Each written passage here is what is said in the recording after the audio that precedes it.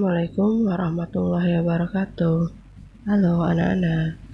Ya, hari ini kita masih belajar tema 1, subtema 4, pembelajaran 6. Ketika menolak permintaan orang lain, kita harus mengucapkan dengan sopan. Kerukunan akan terjaga bila kita bertutur kata dengan baik. Pernahkah kamu mendengarkan dongeng tentang menolak permintaan seseorang? Kisah JJ si jerapah. Di padang rumput yang luas, hiduplah sekelompok jerapah. Ada jerapah bernama JJ dan Jojo. JJ bersifat sombong karena merasa tubuhnya paling tinggi. Jojo bersifat baik, tubuhnya tidak terlalu tinggi. Pada suatu hari, kakek jerapah meminta tolong pada JJ dan Jojo. Kakek jerapah minta tolong diambilkan daun segar. Namun, JJ menolak. Tidak mau, kek, saya sedang repot. Jojo dengan sekuat tenaga mengambil daun segar untuk kakek jerapah. Suatu hari, JJ mendapat kesulitan. JJ jatuh, kakinya terjepit bebatuan. Teman-teman hewan lain tidak tega melihat JJ kesulitan. Mereka menolong JJ. Akhirnya, JJ sadar bahwa saling menolong antar teman itu penting. Pesan dalam dongeng: 1. Kita tidak boleh menyombongkan diri. 2. Kita harus saling tolong-menolong antar teman.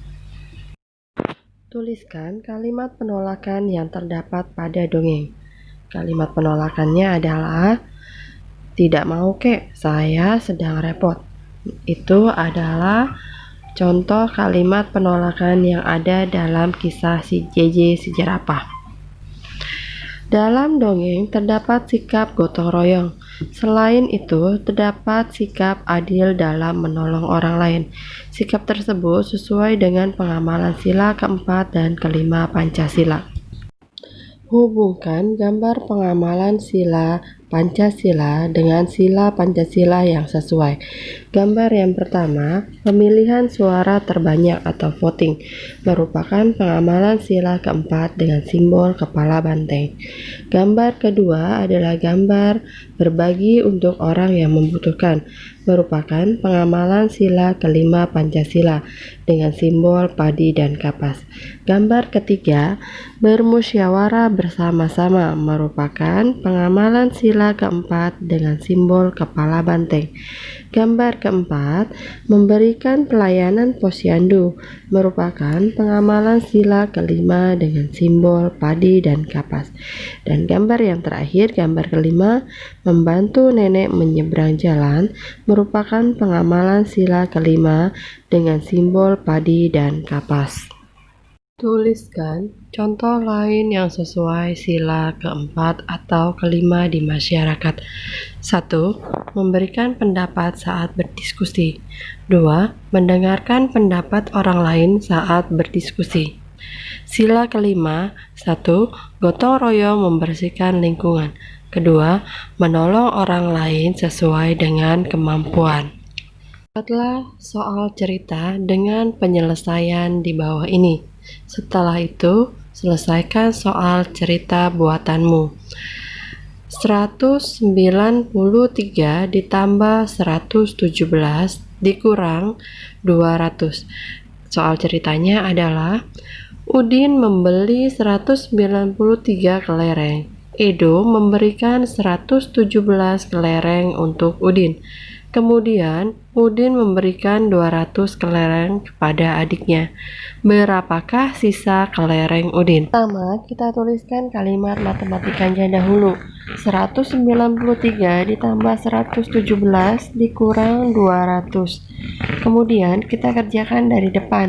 193 ditambah 117. Langkah selanjutnya, kita kerjakan satuannya dahulu. 3 ditambah 7 sama dengan 10. 0 taruh di bawah, satunya simpan di puluhan. 1 tambah 9 tambah 1 adalah 11. Satunya kita simpan di bawah, satunya simpan di atas. 1 tambah 1 tambah 1 adalah 3. Jadi 193 ditambah 117 adalah 310. Kemudian 310 dikurang 200. 0 dikurang 0 sama dengan 0. 1 dikurang 0 sama dengan 1. 3 dikurang 2 sama dengan 1. Jadi sisa kelereng Udin adalah 110. Soal latihan. Kerjakan soal berikut. 1. Tuliskan kalimat penolakan yang ada dalam dongeng kisah si JJ si jerapah. 2. Tuliskan contoh sikap yang sesuai dengan pengamalan sila keempat dan kelima Pancasila. 3. Buatlah soal cerita dan penyelesaiannya dari 367 dikurang 113 ditambah 250. Kiranya cukup sekian dan terima kasih.